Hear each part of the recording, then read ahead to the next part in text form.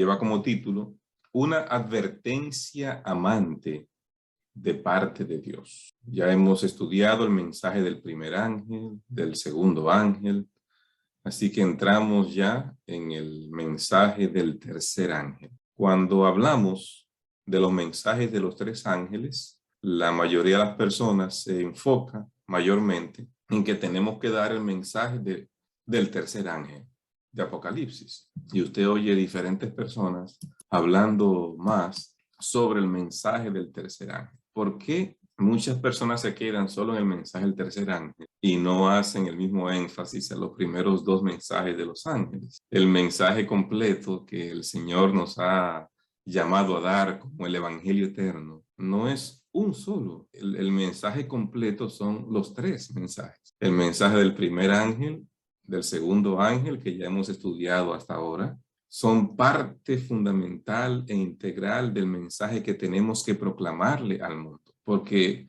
es un evangelio completo el que está presentando Apocalipsis 14, 6 al 12, y lo hemos visto en sus diferentes partes, desde la muerte de Cristo, todo, o sea, está enfocado en estos mensajes. La obediencia, los mandamientos, la relación con Dios, todo está enfocado. Pero muchas personas prefieren solo enfatizar más el tercer ángel. Bueno, vamos a ver entonces durante un par de días por qué se hace el énfasis al mensaje del tercer ángel. Es el más largo de los mensajes de los ángeles. Vamos a leerlo en Apocalipsis 14, los versos 9 al 11. Y el tercer ángel lo siguió diciendo a gran voz: si alguno adora a la bestia y a su imagen, y recibe la marca en su frente o en su mano, él también beberá del vino de la ira de Dios, que ha sido vaciado puro en el cáliz de su ira, y será atormentado con fuego y azufre delante de los santos ángeles y delante del Cordero. Y el humo de su tormento sube por los siglos de los siglos, y no tienen reposo de día ni de noche los que adoran a la bestia y a su imagen, ni nadie que reciba la marca de su nombre. Así que en el mensaje del tercer ángel hemos visto estos tres versículos haciendo la advertencia final. El Señor está expresando en este último mensaje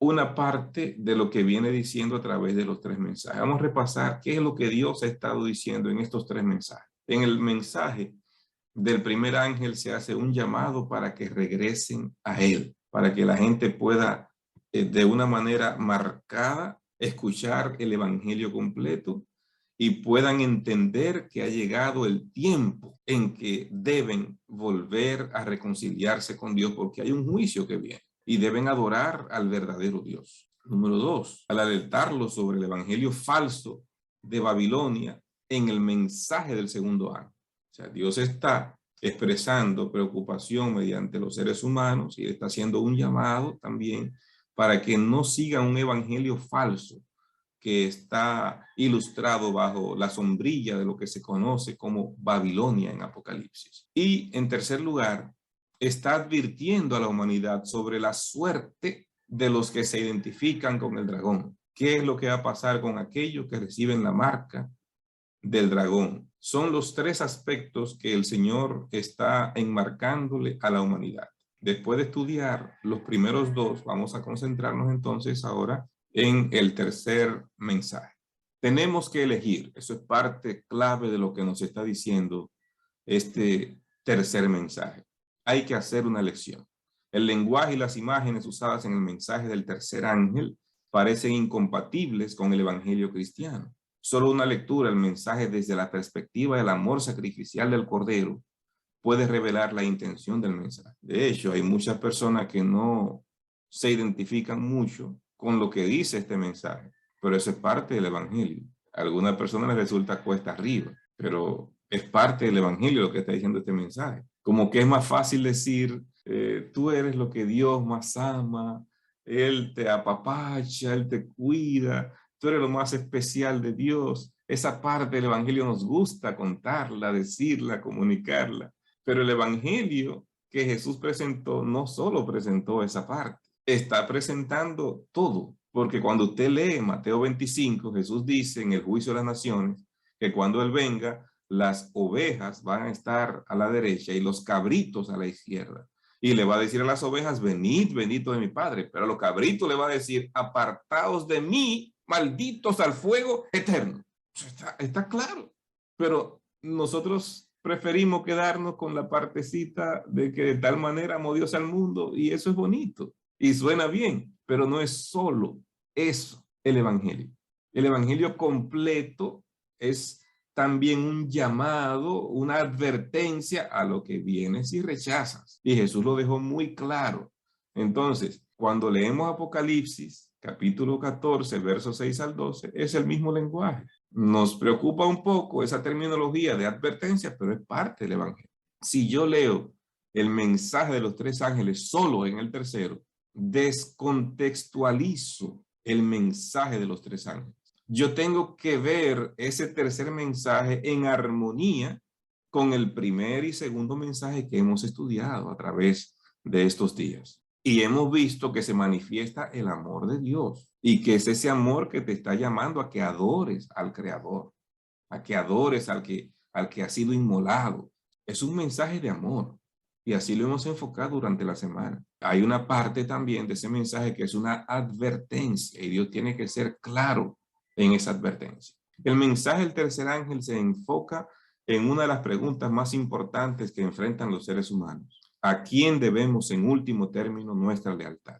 Implica que hay un conflicto y que más allá de nuestra participación tenemos que tomar partido. Cuando usted ve varias parábolas de Jesús, se va a dar cuenta que se enmarca en la Biblia que en un momento el mundo va a estar dividido en dos solamente, no en tres. Hoy todavía hay tres lugares donde podemos estar.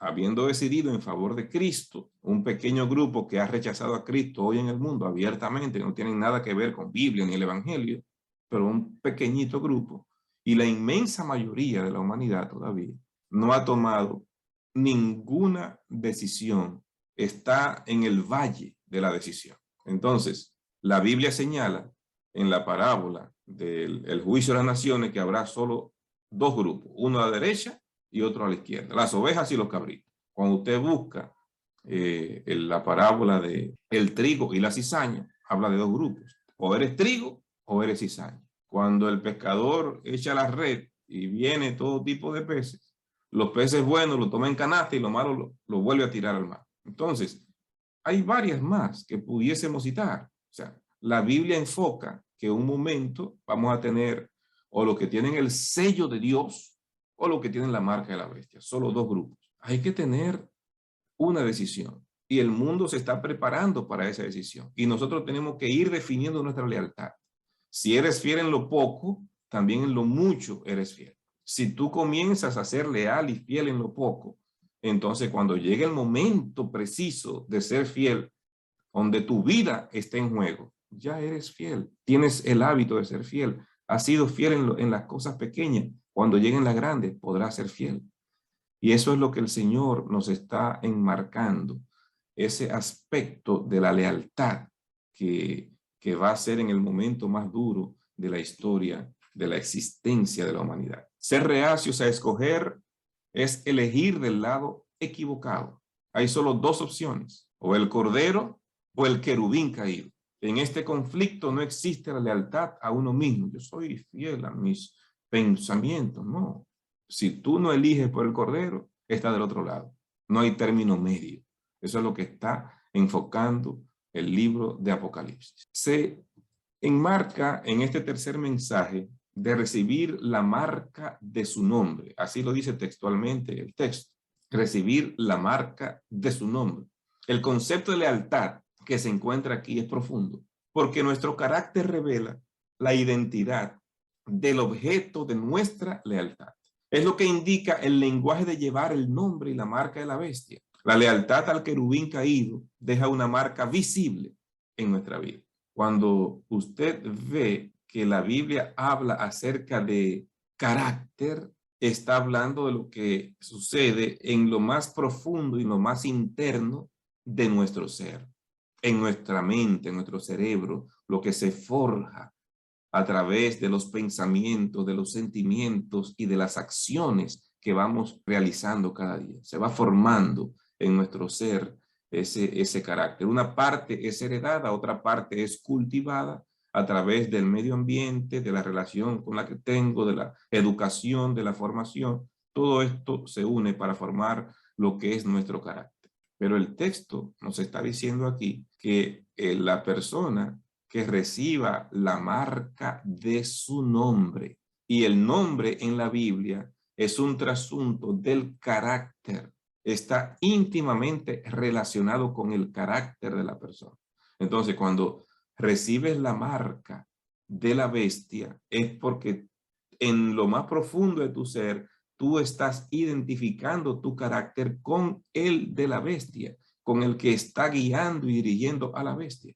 El concepto de lealtad que se encuentra aquí nos ayuda a entender de forma clara que el carácter va a definir a quién yo le voy a rendir mi más profundo ser. Tener el nombre de la bestia significa que nos hemos identificado con la agenda y ambiciones del querubín caído. Le pertenecemos. La idea de pertenencia queda expresada claramente mediante la marca de la bestia. Cuando los ganaderos quieren identificar su ganado, agarran un hierro caliente y le ponen una marca. Es un proceso muy cruel, pero es el proceso que usan por años y años. Es el proceso que usan para que esa vaca, ese toro, lleve la marca que es propiedad de esa persona. Se coloca esa marca sobre él. Entonces, cuando usted ve que Apocalipsis está hablando de la marca de la bestia, está señalando dos lugares, o la frente o la mano. Y cuando se habla de la frente, recuerden que la frente es símbolo de lo que está detrás de ella. ¿Qué está detrás de la frente? El cerebro. Entonces, cuando está hablando de que esa persona recibe la marca en la frente, es porque es con la mente con la que usted decide a quién adorar, a quién servir.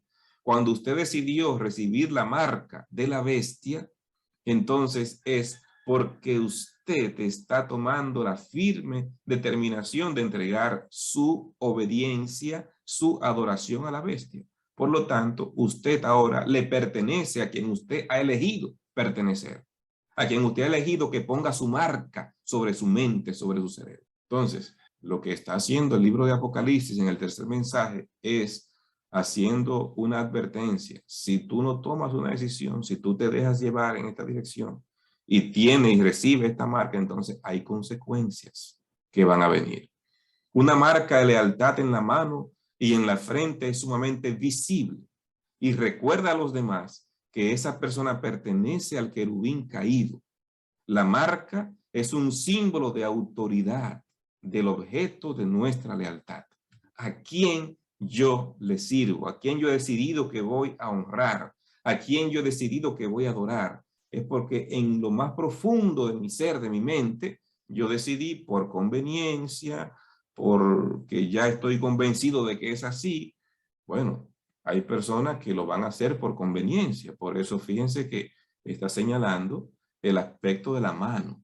Algunos no entienden que hay dos lugares donde se coloca. O en la frente, por convicción, porque usted lo decidió y ya es su marca de autoridad en su vida. Entonces usted va a rendir su adoración, porque usted lo cree que es así. Pero hay otros que van a recibir la marca en la mano.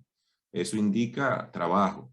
La mano es con la que actuamos, con la que elaboramos, con la que hacemos. Entonces, cuando usted recibe la marca en la mano, usted no está convencido plenamente de adorar y servir, pero le conviene.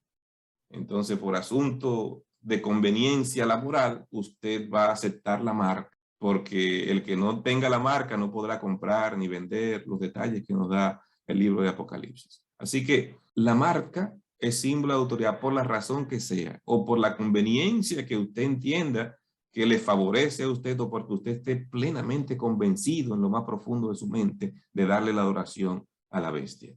Éxodo 13:9 dice: y te será como una señal sobre tu mano y como un memorial delante de tus ojos, para que la ley de Jehová esté en tu boca, por cuanto con mano fuerte te sacó Jehová de Egipto. como una señal en tu mano y un memorial entre tus ojos, delante de tus ojos. ¿Qué es lo que está justamente sobre nuestros ojos? Está nuestra mente. Cuando está hablando aquí de la mano y de los ojos, está hablando de la mente. Lo que está presentando entre los ojos, delante de tus ojos, es con lo que tomamos nuestras decisiones de adorar y de servir al Señor. Si examinamos la historia del cristianismo apóstata y buscamos un símbolo de autoridad que revele nuestra lealtad en el conflicto, vemos claramente que es el domingo, la señal de autoridad de este poder. La afirmación de tener la autoridad de cambiar la ley de Dios es insuperable. O sea, ellos entienden que esa es la señal de autoridad y no hay una autoridad mayor que esta, de señalar que ellos son los que tienen autoridad porque ellos hicieron ese cambio. Porque en la Biblia usted no va a encontrar nada sobre el cambio del sábado por el domingo. Lo hicieron ellos. Y la gran mayoría del cristianismo apóstata ha seguido, en vez de lo que dice la Biblia, lo que ha dicho ese poder. Y cuando guardan el domingo, no entienden todavía muchas personas que lo que están haciendo es simplemente seguir la señal de autoridad del sistema político religioso del papado, porque ellos hicieron ese cambio, no la Biblia. No hay nada en la Biblia que nos hable acerca de cambiar el sábado por el domingo. La autoridad de Dios que estableció el séptimo día como día de reposo y adoración fue silenciada por la voz humana que cambió el sábado por el domingo. La ley de Dios jugará un papel destacado en el conflicto final entre el bien y el mal, a quien yo voy a darle mi servicio, mi entrega, mi adoración. Así que es un aspecto que la gente todavía no lo vislumbra. Tenemos que estudiar el sábado de su manera más profunda y más amplia. Hay varios libros que la iglesia ha recibido desde del sábado al domingo, el día de reposo, que el día en que Dios reposó, que escribió Bakioki, uno de los primeros libros completos, así amplios sobre el sábado. Antolín Díaz Trejil escribió un libro de casi 500 páginas sobre el tema del sábado. Yo creo que la iglesia tiene que estudiar con más profundidad el tema del sábado para que entendamos el rol que va a jugar el tema del sábado y el domingo en el tiempo final. Tenemos que estudiar esto porque es que la Biblia está diciendo, señores, esto va a dividir a la humanidad en dos partes. El que tenga el sello de Dios y el que tenga la marca de la bestia. Así es que se va a dividir el mundo. El que tiene la marca de la bestia es el que ha aceptado el domingo. El que tiene el sello de Dios es el que ha aceptado el sábado.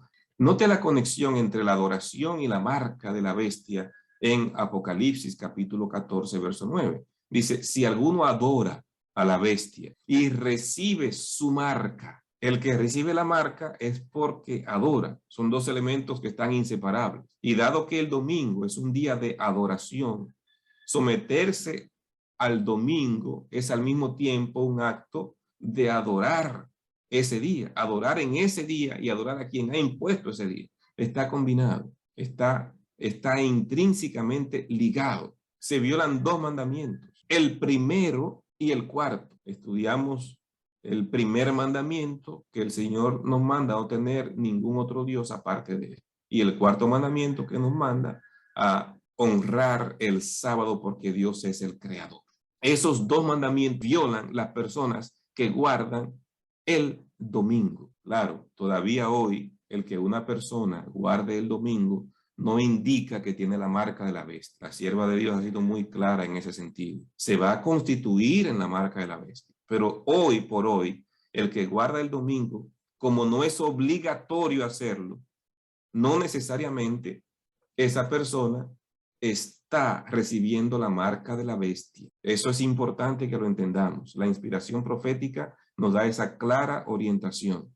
El mensaje del tercer ángel hay que proclamarlo con esa advertencia. Pero cuando el mensaje del tercer ángel va a tener su mayor peso es cuando se haga obligatorio la observancia del domingo. O sea, desde el inicio estamos llamados a proclamar los tres mensajes y hacer la advertencia. Pero como no es obligatorio todavía, el que no guarde el domingo no podrá comprar ni vender. Entonces, el que hoy por hoy, guarda el domingo, no necesariamente esa persona está recibiendo la marca de la bestia. Ahora, cuando se haga obligatorio y usted, por la razón de convicción o por conveniencia, decidió guardar el domingo, entonces usted está recibiendo la marca de la bestia, porque ya se hizo obligatorio. Y usted, bajo la obligatoriedad que se ha hecho, en vez de adorar a Dios, prefirió adorar a la bestia, entonces usted recibe su marca de autoridad. Es fundamental que podamos establecer esa diferencia, porque el mensaje del tercer ángel, enmarcado en Apocalipsis, tendrá su peso auténtico y real a partir del momento cuando se impongan las leyes dominicales. La suerte final de los malvados consiste en experimentar la ira de Dios. Confrontamos aquí que algunos denominarían el tema difícil de un Dios airado. Juan trata de explicar qué es esto usando las metáforas del vino, el fuego y el azufre. Así lo encontramos en este mensaje. Son imágenes que la encontramos también en el Antiguo Testamento para describir el juicio de Dios contra sus enemigos. Vamos a ver cómo lo describe el Antiguo Testamento. Salmo 11:6 dice: sobre los malos hará llover calamidades, fuego, azufre y viento abrasador será la porción del cáliz de ellos. El mensaje del Salmo 11 está diciendo sí. Sobre los malos vienen calamidades. Finalmente viene fuego, azufre. Ese es el resultado final. Entonces, la advertencia que está haciendo el tercer ángel es lo que está enmarcando. Vamos a ver Génesis 19:24. Entonces Jehová hizo llover sobre Sodoma y sobre Gomorra azufre y fuego de parte de Jehová desde los cielos. Apocalipsis 14:10 dice: él también beberá del vino de la ira de Dios, que ha sido vaciado puro en el cáliz de su ira, y será atormentado con fuego azufre delante de los santos ángeles y delante del Cordero. Fíjense, hermanos, que la terminología de Apocalipsis 14:10 es la misma que usa el Antiguo Testamento. No hay algo nuevo. Es lo mismo que ya la Biblia ha advertido. Cuando uno lee esto, y uno dice, bueno, ¿y cómo yo voy a dar este mensaje? O sea, yo le voy a decir a la gente que entonces va a caer fuego y azufre. Eso no es como asustar a la gente y llevarlo a un punto en que la gente quiera servir a Dios por miedo y no por amor. Es que no es solo este mensaje que tú vas a dar. Es que el mensaje está acompañado del primer mensaje y del segundo mensaje. Hay un evangelio falso bajo la sombría de Babilonia que ha confundido a los reyes de la tierra con el vino de su fornicación, con las falsas enseñanzas. Hay un evangelio eterno, que es el evangelio verdadero, donde se presenta al Cordero que fue inmolado, que se entregó para nuestra redención y salvación. Cuando tú has presentado el primer y el segundo mensaje, has denunciado las falsedades de las doctrinas que están bajo la sombría de Babilonia, entonces no debes tener ningún temor en tú hablar de las consecuencias, porque Jesús habló de las consecuencias del que no va a servir a Dios. O sea, es como que el Señor nos dice, mira, yo te estoy diciendo que te amo, no lo estoy diciendo de teoría, me he entregado por ti, me he sacrificado, te he dado todo mi ser, lo más profundo, mi propio hijo murió para que tú no tengas que morir. O sea, Dios está hablando claro. El camino que te llamo es que ame al Señor. Y nosotros le amamos a Él porque Él nos amó primero. O sea, Dios ha mostrado su amor a través de la Biblia. Nadie puede venir y decir que Dios no ha demostrado amor. No en teoría, en la práctica, en la realidad. Pero Dios también dice, si tú no quieres aceptar mi amor, entonces esto es lo que viene. El enemigo lo que hace es lo contrario. Te presenta un camino de libertad, sin restricciones, para que hagas lo que tú quieras. Nadie tiene que decirte lo que tienes que hacer. Tú eres libre de elegir, pero no te dice lo que viene al final. Esos son los caminos. El enemigo te presenta algo sin hablarte de las consecuencias. Dios te dice todo, incluyendo las consecuencias. Y Apocalipsis, en el mensaje del tercer ángel, está advirtiendo de las consecuencias de lo que rechazan el llamado, el amor que el Señor ha manifestado. El lenguaje es simbólico en este texto porque la ira de Dios no implica beber literalmente el vino. Recuerden que aquí dice el vino de la ira de Dios. No es un vino literal, pero está hablando de la ira de Dios. En este caso, lo que importa es el tipo de vino que beberán los malvados, porque expresa el punto de comparación. Este vino no es mezclado con agua, es un vino puro, o sea, los malvados van a experimentar la ira de Dios sin que esté mezclada con su misericordia. No habrá lugar para el arrepentimiento. Es lo que describe más adelante los capítulos siguientes de Apocalipsis 15 y 16. Estamos en el 14. Usted va al 15, allí comienza a hablar de las plagas, y el 16 describe ya las 7 postreras plagas. ¿Por qué? Porque está diciendo, se acabó la gracia. Hasta el capítulo 14 hay gracia, ¿verdad? Después que se da el mensaje y la gente tomó una decisión, entonces el Señor dice, ya no hay más nada que hacer. Todos se decidieron o a favor o en contra. Entonces concluye su intercesión celestial y al concluirla, entonces el Señor derrama las 7 postreras plagas. Dice Apocalipsis que son derramadas sin mezcla de misericordia. Y las plagas van a afectar a los malos, no a los buenos, no a los hijos fieles de Dios. Van a afectar a los malos. Entonces, lo que está advirtiendo el mensaje del tercer ángel es esto. Eso es lo que está advirtiendo el mensaje del tercer ángel. Las consecuencias de rechazar el ofrecimiento de la gracia y del amor de Dios. De su boca sale una espada aguda para herir con ella a las naciones. Y él las regirá con vara de hierro. Y él pisa el lagar del vino, del furor y de la ira del Dios Todopoderoso. Aquí en Apocalipsis 19 está hablando justamente una vez más del vino de la ira. Dice textualmente la última parte del verso, el vino del furor y de la ira. Lo presenta 2 veces, un énfasis doble, hablando con firmeza de lo que viene. O sea, el vino del furor. El furor es ira en su máxima expresión. Ira es ira. Y recuerden que la ira denota que cuando se toma esta decisión, si es el ser humano, es un momento que nadie quiere ver a una persona en un momento de ira. Porque nosotros, los seres humanos, cuando estamos en un momento de ira, estamos literalmente en un momento fuera de sí. En la ira de Dios no es que Dios está fuera de sí, sino que Dios está haciendo el justo juicio. Son aspectos diferentes que tenemos que ver. La Biblia llama la ira de Dios al justo juicio de Dios. Cuando Dios le pague a cada quien conforme a sus hechos. Dios preparó un fuego, no para el ser humano. Dios preparó un fuego para el diablo y sus ángeles, dice Jesús en Mateo 25. Ese fuego fue preparado para el diablo y sus ángeles, no para los seres humanos. Pero el que siga las insinuaciones del diablo y sus ángeles, entonces va a tener que cosechar las consecuencias del pecado, que son la ira de Dios, el justo juicio de Dios. La segunda metáfora es fuego y azufre. Los malvados serán atormentados con fuego y azufre o con azufre ardiente, describe el texto. Esta metáfora compara la experiencia de la ira de Dios con el dolor que uno siente cuando el azufre ardiente toca nuestro cuerpo.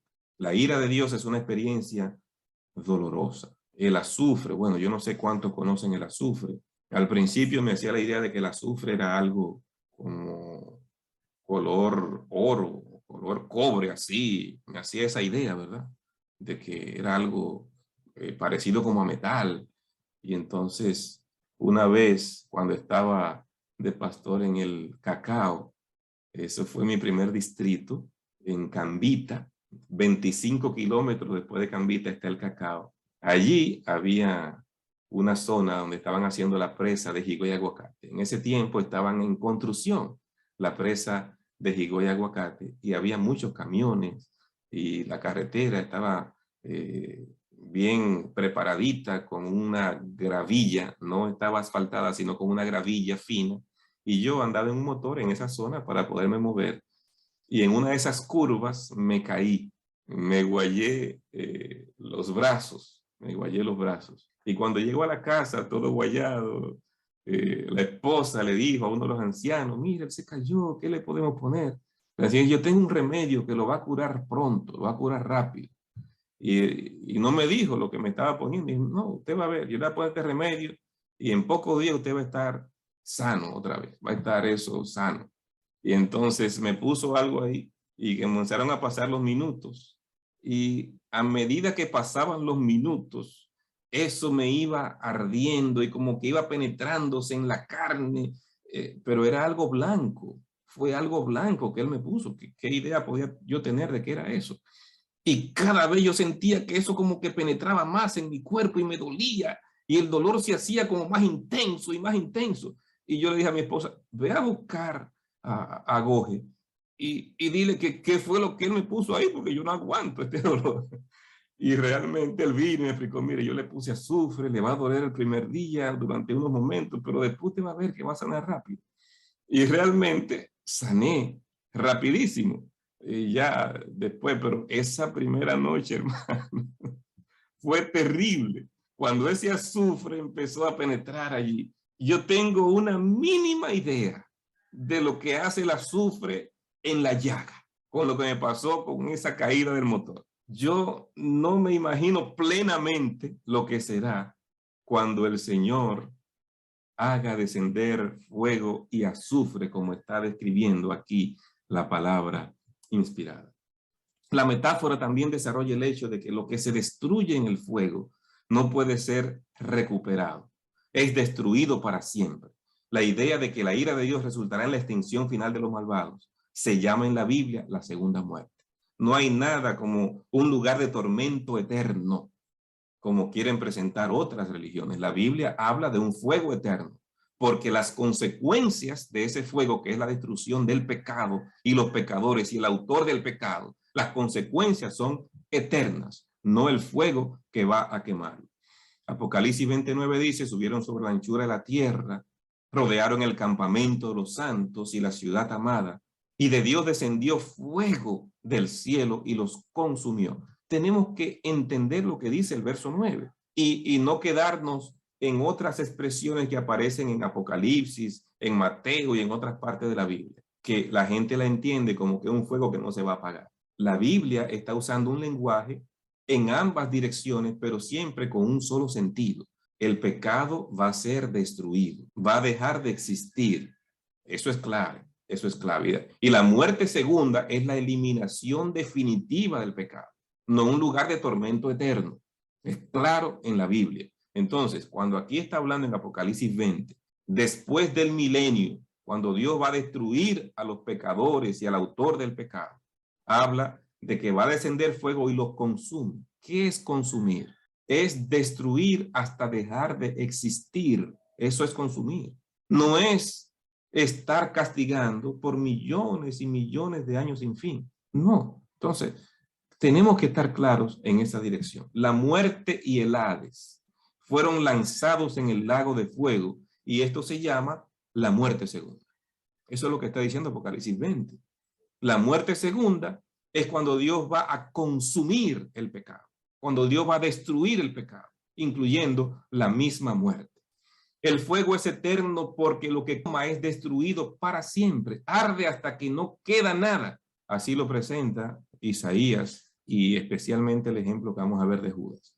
Y sus arroyos se convertirán en brea y su polvo en azufre y su tierra en brea ardiente. Y el verso siguiente, no se apagará de noche ni de día, perpetuamente subirá su humo, de generación en generación será asolada, nunca jamás pasará nadie por él. Cuando usted va al lugar donde está hablando que iba a pasar esto de Jerusalén, entonces usted dice, pero no se está quemando nada, no hay nada quemándose allí. O sea, cuando dice que no se apagará ni de noche ni de día, esa expresión lo que está hablando es de las consecuencias del fuego, que va a destruir, que nadie lo va a apagar hasta completar su obra destructora.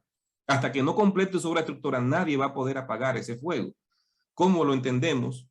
En Judas 1:7, como Sodoma y Gomorra y las ciudades vecinas, las cuales de la misma manera que aquellos, habiendo fornicado e ido en pos de vicios contra naturaleza, fueron puestas por ejemplo, sufriendo el castigo del fuego eterno. Aquí está la expresión fuego eterno aplicado a Sodoma y Gomorra. Pero lo que fueron Sodoma y Gomorra no se está quemando hoy. Quemó hasta destruir las ciudades, hasta convertirlas en ceniza. Y dice el texto que son puestas por ejemplo.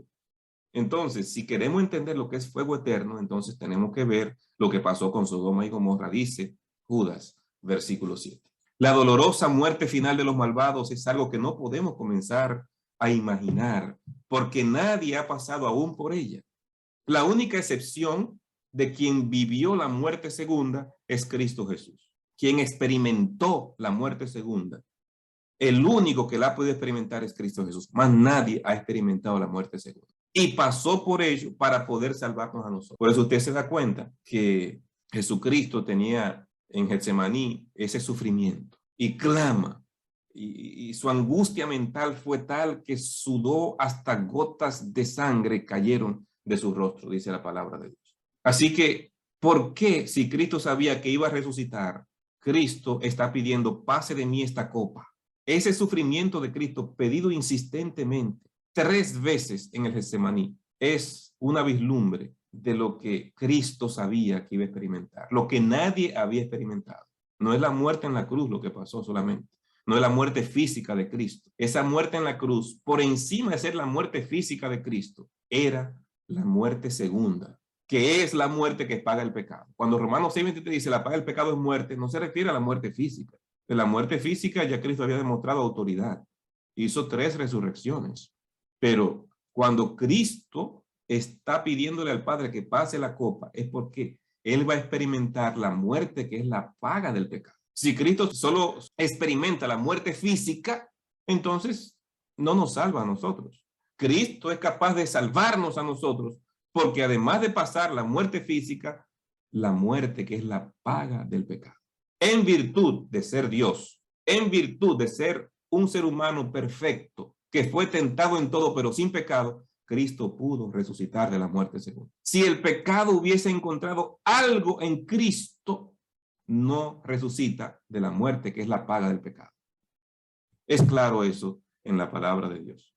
Una perspectiva cristocéntrica del juicio final tiene que conectarlo con el juicio de Cristo en la cruz. Allí Él tomó el juicio de este mundo sobre sí, cargó los pecados del mundo como víctima sacrificial, bebió la copa del juicio de Dios contra la humanidad pecaminosa, cayó sobre Cristo el peso del juicio de Dios, experimentó el bautismo de fuego. Hay unos discípulos que querían estar uno a la derecha y otro a la izquierda. Jesús le dijo, no sabéis lo que pedís. ¿Podéis beber del vaso que yo bebo o ser bautizado del bautismo con que yo soy bautizado? Y ellos dijeron, podemos. Jesús le dijo, a la verdad, del vaso que yo bebo, beberéis. Y con el bautismo con que yo soy bautizado, seréis bautizados. O sea, ustedes van a morir, a tener que entregar su vida por el evangelio. De hecho, todos los discípulos, menos uno, Juan, murieron de muerte violenta. Todos los apóstoles de Cristo, menos Juan. Entonces sí, fueron bautizados con el bautismo de fuego. Jesús se lo dijo, pero no el sentarse a la derecha o a la izquierda como habían pedido. Entonces Jesús dijo a Pedro, mete tu espada en la vaina. La copa que el Padre me ha dado, no la he de beber. ¿Cuál copa? La copa de la ira. Esa copa de la ira es la muerte segunda. Es la copa que Cristo estaba pidiendo de alguna manera que no pasara, pero él sabía que tenía que beberla, porque era la única forma de salvar. Cuando dice el vino del furor, el vino de la ira, que ha sido vaciado puro en el cáliz de su ira, esa es la copa que Jesús iba a beber para poder salvarnos, para poder rescatarnos, para poder darnos el don de la vida eterna. Mis amados, en esta ocasión, Apocalipsis capítulo 14 nos está haciendo un llamado a entender que nuestra lealtad debe estar con el Cordero, debe estar de parte de la verdad, porque si no lo está, entonces hay un resultado triste que ha de venir.